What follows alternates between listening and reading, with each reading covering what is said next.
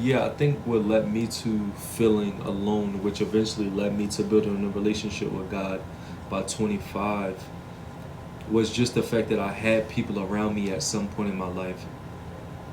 And then it got to a point where it's like I got low mentally and emotionally. You feel what I'm saying? Like I said, I was always vulnerable, but my dad grew up in a different era. You feel me? I was more like, why are we doing this? If I don't like this, I'm gonna tell you how I feel about it, whatever the case may be.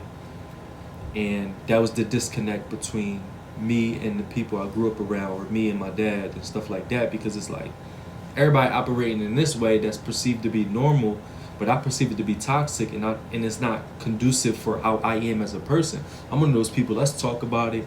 Let's get to the root cause. If somebody's beefing, let's not brush it under the rug. Let's really, you feel me? So I think that added to another element of feeling like I was alone in a sense. So when I built that relationship, like I said, at 25, it was important for me to have something to go to, because like I said, even when I was around these individuals in my life, I was around them, but I wasn't with them. Like they wasn't with me in a sense. And like I said, I'm not saying how I operated was better or how they operated was worse. It's just it was different. You know what I'm saying? Josh different, but it was different. So once I built that relationship at 25, not only did it give me confidence, you feel me? It just made me feel like, and I'm reading the Bible scriptures and stuff like that. It just made me feel like I'm good now. Because that whole time I was being defiant, and that whole time I'm going against a bunch of people that was around me because I'm so different. And it caused friction. You feel what I'm saying? I'm trying to be as subjective as possible. I'm not trying to say they bad or worse, because I'm at the point with being a narcissistic family scapegoat. I'm at the point with being a black sheep. I'm at the point where I see things on a completely different mind frame, and I'm not looking at the people from my past like y'all did this. Da, da, da, da. Yes, they did. They operated within a toxic system that led to me being scapegoated. But I don't really point fingers at none of them. They don't. I don't talk to them no more. You feel me? No contact. But I want to look at it from more of a healthy space, because I don't have that bitterness in me no more. You feel what I'm saying? So once I built that relationship, it was like this is what I needed the whole time. If I look back on when I was a young boy, when I look back when I was in Philly, when I look back being around my family and I had that resilience, and they seen that in me, and they would attack me for it, or they, you know what I'm saying, they would try to gaslight me and make it seem like I'm operating in the wrong way when that was the way for me based off of who I authentically was.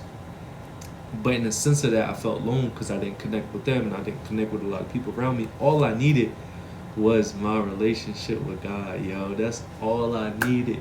Because once I got that at 25, it wasn't no telling, bro. Like, it wasn't no telling with what I was capable of, and still am.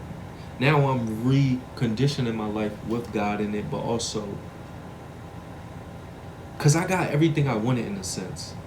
Got the cars, I got everything I wanted in Philly. I'm not gonna go into detail, all the materialistic stuff, but I wasn't happy because I felt alone, and I felt like I didn't have like more of a purpose. And I feel like once I start walking this path, I found my purpose. I start helping other individuals that have been through dysfunctional families, and writing my book, and creating a website, creating a platform through social media. You feel what I'm saying? But no, I'm gonna share this right here though. Psalm 9:10. Those who know your name trust in you. For you, O Lord, do not abandon those who search for you.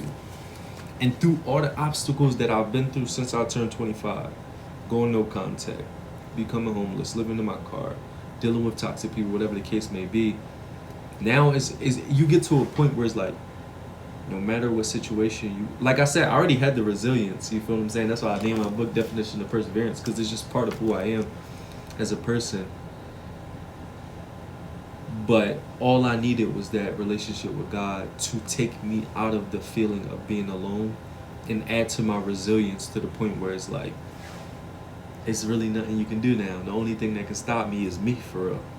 You feel what I'm saying? And the same thing for you if you're watching this, and you can relate. You feel me? Like, it's the God within you at the end of the day. And, you're going to have the devil all around you, and multiple different things and situations and people, but that's just how the game go. You feel what I'm saying? But yeah, so if you feel abandoned, if you feel alone, or if you feel like um, you don't have enough motivation in order to get certain things done, you just gotta build that relationship with God at the end of the day, and then you're gonna see a lot of things changing in life, and you're gonna see a lot more um, energy within a lot of different things. Your peace, your joy, your will to get things done. You know what I'm saying? Um, the things you care about so much will change.